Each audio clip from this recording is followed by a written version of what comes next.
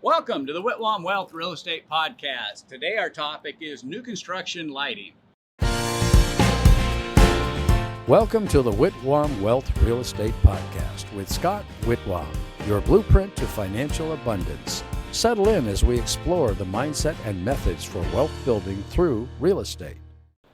Welcome back. I'm Scott Whitwam, and today's topic for the Whitwam Wealth Real Estate Podcast is new construction lighting. We're here on site again. I've invited in Chris Everett, the owner of Next 2 Light, and my partner in the construction company AZ Renovation. And we want to talk a little bit about lighting today, but we're going to do it from where we're doing volunteer work for the next, I think we got a little over a week left. So the next two podcasts we shoot will actually be here on site. But Chris, welcome back to the podcast. Thanks for having me back. And today is kind of off script. I just said, hey, come on, come, let's just do a couple podcasts together. And so I do want to talk about the advantages of doing lighting in a new construction environment. It can be in a remodel environment when you strip all the walls off and stuff. But are there things that you can do in a new construction environment that are really hard or maybe nearly impossible to do as far as lighting in a home that somebody's living in? Yeah, definitely. When we get a new project that's in the design phase is where we want to be, because we're trying to design the overall lighting environment and the feel of the home in the design process versus in a remodel. The house is already there. You got to design around what's existing. So in the new construction, we can look at each room and ergonomically light the space. By ergonomic, I mean look at the comfortability of the light, the color of the light, what we're lighting up, how we want to do grazing effects, and what we want to actually accent. So when you light up a new home, it's like the fireworks there you go. of the home. It's really the wow factor of bringing your living space to another level. So when we're involved at the design phase, we can look at those elements, look at the color temperatures, look at what we want to design, look at pre-wiring, look how we're going to control it, and what we're doing of the overall space. Yeah, well, I know, and obviously you're an architect too. You own All Technique Architectural, and which is why we're a design build construction company. But one of the things that I know we've run into, when we're not doing the new build stuff is, block. There's a lot of houses, especially in this area, that were built with block.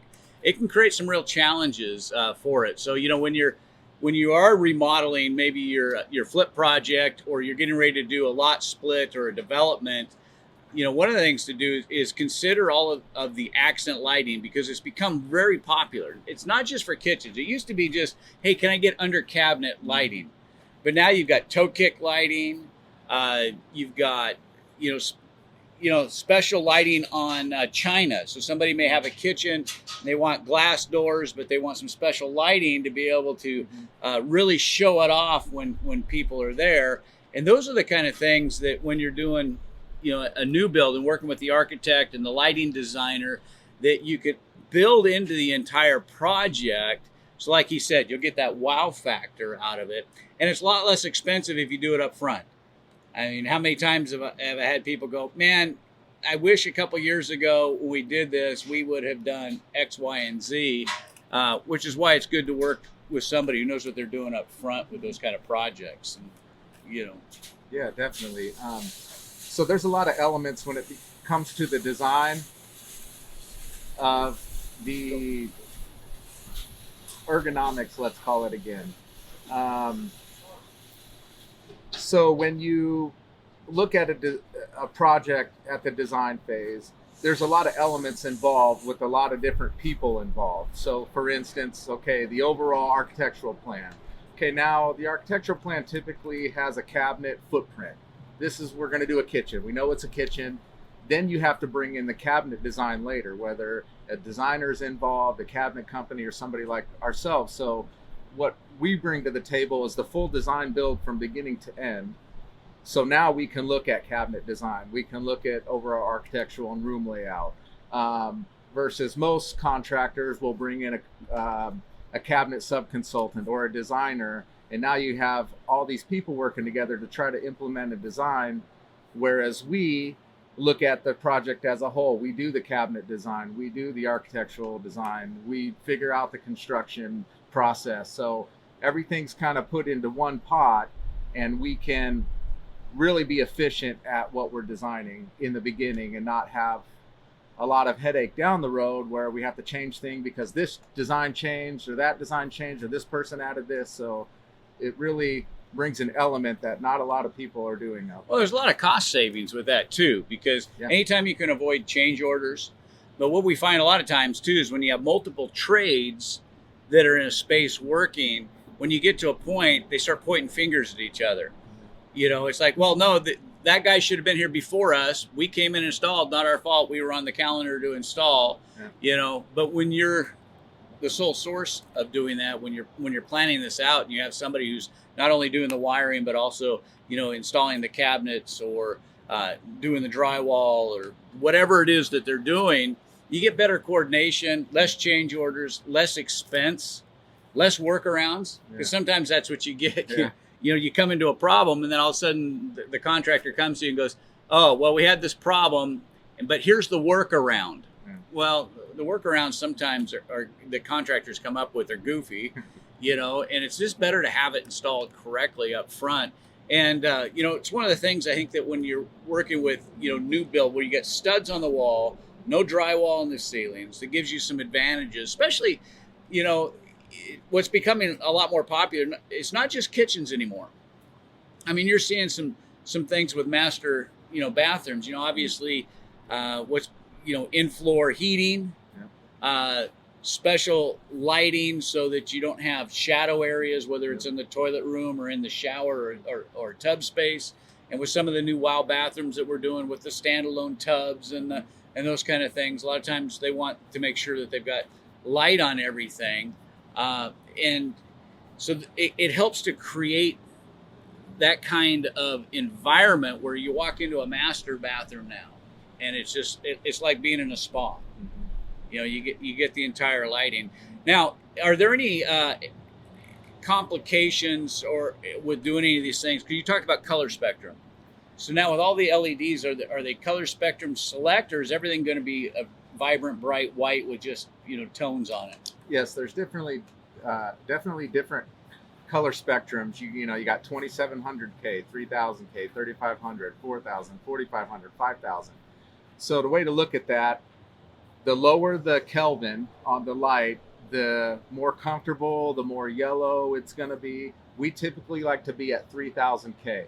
And what that does is create a comfort level where you're relaxed. Your body is more prone to be calm. Your mind isn't working like, say, for 5,000 Kelvin, for instance. You go into warehouses, into office spaces. They like to light up their spaces with 5,000K because it keeps a person on the edge. It keeps their pupils dilated a certain way, and it makes you anxious. And they want that in their employees or an environment of a workspace to keep employees not relaxed and comfortable. They want them working. So in your home, you want to be comfortable. You want to be relaxed. You go into a little boutique shop or go shopping, and a lot of those places have really comfortable 3,000K, 3,500K lighting. Go in a jewelry store, that's 5,000K. They want those diamonds to sparkle. They want you to keep on edge. They want you to keep engaged. The other thing is color vibrance, I guess we'll call it. 3,000K, you look at a color palette and they're going to pop. You're going to see the colors. If for a 5,000K, for instance, you look at the colors, it's going to wash the colors out. Red's not going to look like the red it's supposed to be. Blue and green and those action colors, we call them yellows, aren't going to look how they're supposed to look under a 5,000K versus a 3,000K. So there's a lot to think about when design comes into play for lighting, because a lot of people don't think about how it affects the mind and the eyes, especially for elderly people. In a house that has 5,000K lighting, for instance, it's going to dilate their pupils so they are closed because the 5,000K is a brighter spectrum. So now when they go into a darker area, they have loss of vision, a loss of peripherals. They're tripping over and bumping into things because of the lighting. It's not because their vision is going bad. It's because of the actual what the lighting is doing to the pupil and the brain.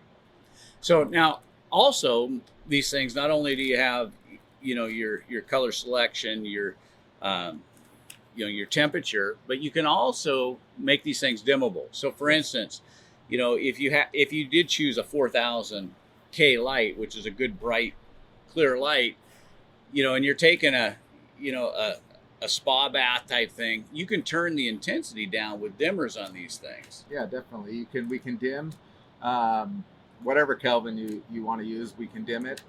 We can put it on occupancy sensor controllers where operated by a switch. You walk in the bathroom, your under cabinet or toe kick lighting lights up without you having to flip a switch. It's a low level light, so you walk in the middle of the night, it's not blinding you, and you can see and get around, and it shuts off automatically, so you're not worrying about finding a switch. So now there's a lot of talk about apps that can control lighting. So when you do LED lighting, are there specific lights that can be connected to an app, or is that company specific? How does that work? So if you want to be able to maybe turn your like living room light on while you're not going to be home, you're at dinner and you're like, oh, I want to just make it look like somebody's in the space. Is that something that's pretty tough to do? No, but we typically discourage any smart home technology with lighting because it gets to a point where now you're looking for your phone. Oh, where did I leave my phone? And I need that to turn on my light versus a switch. You know where it's going to be. Kids, they know where it's going to be. They don't have to find the phone. Plus the integration is very complicated, very expensive. The only thing we really recommend any sort of app control or remote control is the color, the RGBW, which is red, green, blue, which makes 16 to 18 million colors. You have a remote, you can control and select the color, the colors, the brightness, everything, which is usually kept in the area, or you can do it with an app. But color is really the only thing we use smart controllers for. Any white lighting, 3000, 3500, 2700, whatever it is, we control either by a wireless switch or integrated wall switch that controls the outlet, which controls the power supply. So with LED lighting too, there's a lot less electrical draw. So you got a couple advantages there. Less electrical draw is going to mean lower power bills. It's going to mean less burden on your electrical circuits.